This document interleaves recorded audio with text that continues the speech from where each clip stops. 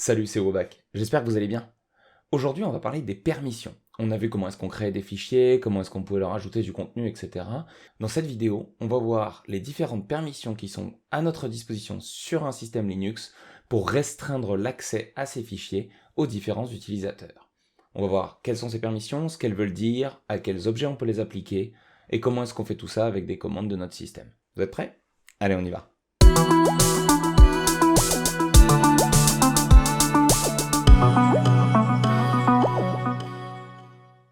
Comme on va voir beaucoup de choses autour des permissions, on va les faire en plusieurs parties.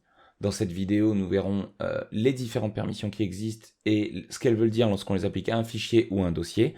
Et dans d'autres permissions, on verra à quels objets on peut les appliquer, les utilisateurs, les groupes, ce genre de choses, mais on verra ça en plusieurs parties. Aujourd'hui, on va commencer avec les différentes permissions, RWX, qu'est-ce que ça veut dire sur un fichier, sur un dossier, et on va l'appliquer et le mettre en œuvre pour voir à quoi ça correspond. Pour voir un petit peu toutes ces permissions, je vais me diriger sur mon système de test. Ici, j'ai créé quelques fichiers. Comme d'habitude, vous retrouverez les commandes pour les créer dans la description. On voit que j'ai un dossier avec des sous-fichiers ainsi que des fichiers à la racine de mon emplacement. Lorsque je vais faire un ls-l qui me permet d'avoir un listing étendu, on voit que j'ai différentes permissions qui sont ici. La commande qui va nous intéresser pour manipuler ces permissions, c'est la commande chmod. La commande chmod, donc comme d'habitude, on peut faire un man chmod qui va nous donner plein d'informations sur comment utiliser la commande, ou un chmod -help qui nous donne une version plus courte. Et ici, on voit qu'on a des notions de mode ou octal mode, donc c'est les permissions qu'on va vouloir mettre ou enlever sur le fichier en question ou sur le dossier en question. Donc pour manipuler mes permissions, je vais utiliser la commande chmod. Si je reprends donc mon ls-l, on voit que j'ai 3 lettres qui décrivent les permissions. On verra dans une autre partie pourquoi est-ce qu'on en a 9. Ici, je vais simplement m'intéresser aux 3 premiers caractères, enfin aux 2, 3 et 4e caractères, R, W et X. Donc on voit qu'on a 3 permissions différentes, R, W et X, qui peuvent s'appliquer soit au fichier, soit au dossier d'une manière différente.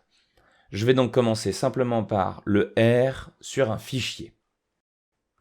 Donc le R sur un fichier, ça veut simplement dire R comme read, donc qu'on peut lire le contenu du fichier. Si je fais un cat de fichier, on voit que je peux lire son contenu. J'ai dit que la commande pour modifier les permissions, c'était chmod. La façon dont je vais pouvoir agir sur mon fichier, c'est en mettant -R pour dire que je veux retirer la permission R sur le fichier. Et à ce moment-là, si je refais un cat fichier, on voit que j'ai perdu la permission de lire le fichier. Pour récupérer cette permission, il va falloir que je fasse un +R pour redonner les droits de read au fichier. Avant de faire ça, je vais faire un ls-l pour que vous voyez que ici, sur le fichier, j'avais des R qui étaient présents. Ici, maintenant, je n'ai plus que des W, les R ayant été remplacés par des tirets. Et donc, on comprend maintenant que quand il y a un tiret, ça veut dire que c'est l'emplacement pour une permission donnée qui est absente. Donc, on a absence de permission représentée par un moins ou une permission donnée représentée par une lettre. Donc si je fais un chmod +R de fichier, je vais récupérer le droit de lecture sur le fichier et on va voir que je peux à nouveau lire son contenu. La permission R sur un dossier, quant à elle, est un petit peu différente puisqu'un dossier n'a pas de contenu comme un fichier peut en avoir. Le contenu d'un dossier, c'est les fichiers qui sont présents dedans. Donc si je fais un ls-l de mon dossier, je vois que je peux lister les fichiers qui sont dedans. Si je retire la permission de lecture sur le dossier, comme je viens de le faire sur le fichier, eh bien lorsque je vais essayer de lire le dossier, je vais perdre cette permission. La permission read sur un dossier, c'est donc le droit de lister les fichiers qui sont dedans. Comme tout à l'heure, si je fais un ls-l, on voit que le R a disparu du dossier. Si je veux récupérer cette permission, je fais un chmod +R sur dossier, le R est réapparu et je peux à nouveau lister les fichiers du dossier.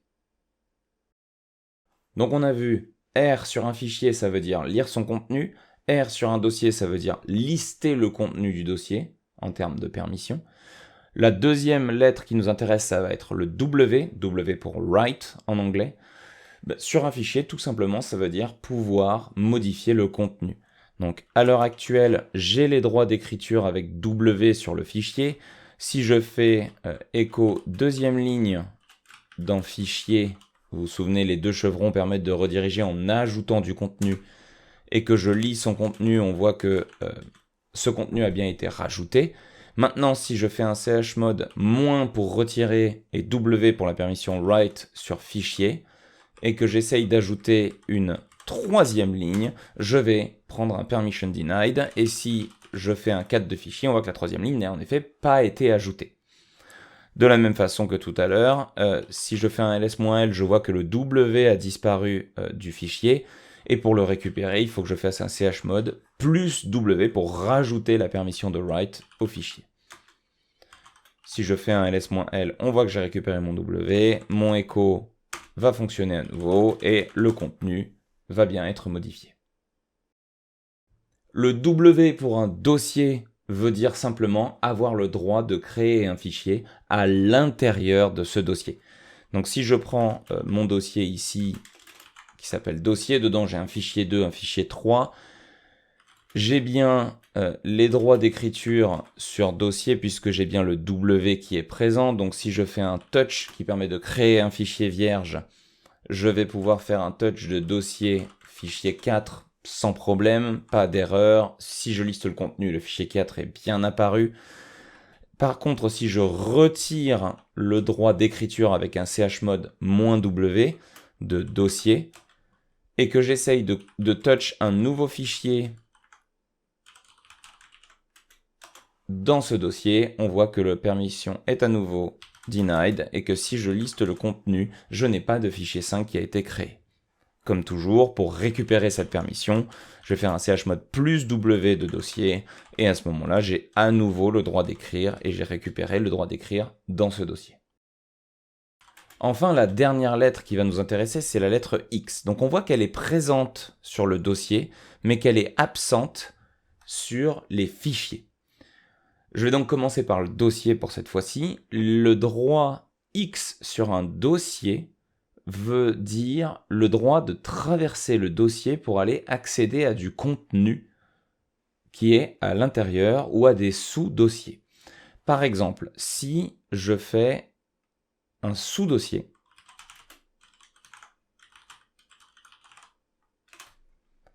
et que je retire les droits de lecture, donc chmod -r dossier, je vois que si je fais un ls, je n'ai pas les droits.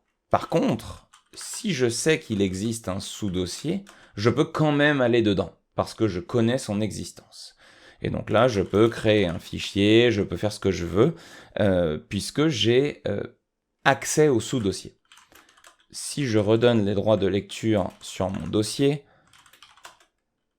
je peux donc lister le contenu de dossier, et on voit que j'ai bien mon sous-dossier dont j'ai parlé tout à l'heure, mais que je retire les droits d'exécution à dossier, on voit qu'à ce moment-là, je peux toujours lister son contenu, mais que je ne peux pas y accéder et aller chercher les sous-fichiers et les sous-dossiers.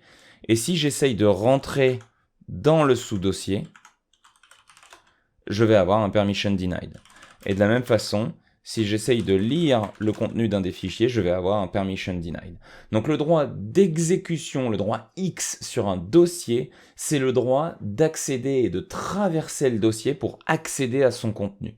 Donc là, vous voyez que j'ai les droits de lecture, donc je peux lister le contenu, mais vous voyez que le contenu est complètement aberrant parce qu'en fait, ayant retiré le droit d'exécution, j'ai retiré le droit d'accéder à ce sous-contenu. Si je redonne ce droit d'exécution sur le dossier, on voit que ça répare tout. Lorsque je fais un ls, j'ai bien à nouveau accès à tout le contenu et aux permissions. Donc des fois, si vous voyez près des manips un contenu complètement aberrant comme ça, vous êtes probablement en train de lister un dossier dont le droit d'exécution a été retiré. Enfin, la dernière permission qui va nous intéresser aujourd'hui, c'est le droit d'exécution sur un fichier. Alors comme j'ai mentionné précédemment, on a vu que sur le dossier, on l'avait par défaut. Par contre, sur le fichier, on ne les avait pas. Parce qu'on considère que si on donne à un script le droit de s'exécuter, potentiellement ça peut avoir un danger pour notre système, et donc on veut éviter cette situation par défaut. Via un système qui s'appelle umask, on va définir des permissions pour les dossiers et pour les fichiers, qui seront appliqués à la création de tout nouveau fichier. Ici, on voit que j'ai un fichier et un script, donc j'ai créé un petit script dont je vous donnerai le contenu, qui va juste afficher une ligne. Le truc, c'est que mon script qui s'exécute, si je veux exécuter mon script, il faut que je demande à mon système de l'appeler.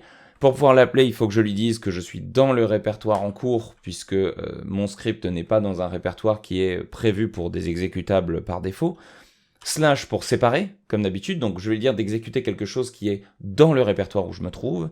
Et si je lui demande d'exécuter mon script.sh, je vais prendre un permission denied, ce qui est normal puisque je n'ai pas les droits d'exécution. Si je rajoute les droits d'exécution à mon script et que je relance ma commande mon script.sh, on voit qu'il m'affiche un contenu qui est ceci est un script de démo. Et le droit d'exécution va donc nous permettre de lancer des commandes et de lancer des scripts sur notre système. Comme c'est quelque chose qui peut être potentiellement dangereux, on ne le met pas par défaut sur les différents fichiers du système et il faut aller l'ajouter manuellement. Dernière petite info sur le listing que vous avez vu. La toute première lettre ici représente le fait que ce que je suis en train de lister est un dossier ou un fichier. Donc quand il y a un D, c'est pour directory, pour dossier en anglais, et quand il y a un trait, ça veut dire que c'est un fichier sur mon système.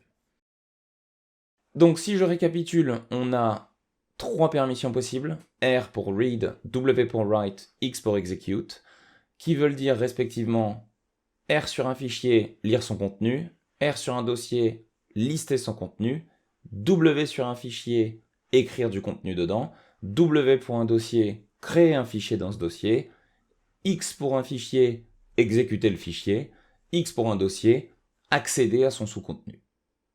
Voilà, j'ai essayé de faire relativement court et simple. La prochaine fois, on verra pourquoi est-ce qu'on a 9 colonnes où peuvent être écrites des permissions et quels sont les différents objets auxquels on peut appliquer ces permissions. Et on verra comment est-ce qu'on manipule tout ça, toujours avec l'aide de la commande chmod. Comme d'habitude, n'hésitez pas à vous abonner à la chaîne si ce contenu vous intéresse. Si vous avez des questions, mettez-les en commentaire, j'essaierai d'y répondre le plus rapidement possible. Et sur ce, je vous souhaite une excellente fin de journée et je vous dis à très bientôt pour une prochaine vidéo. Ciao!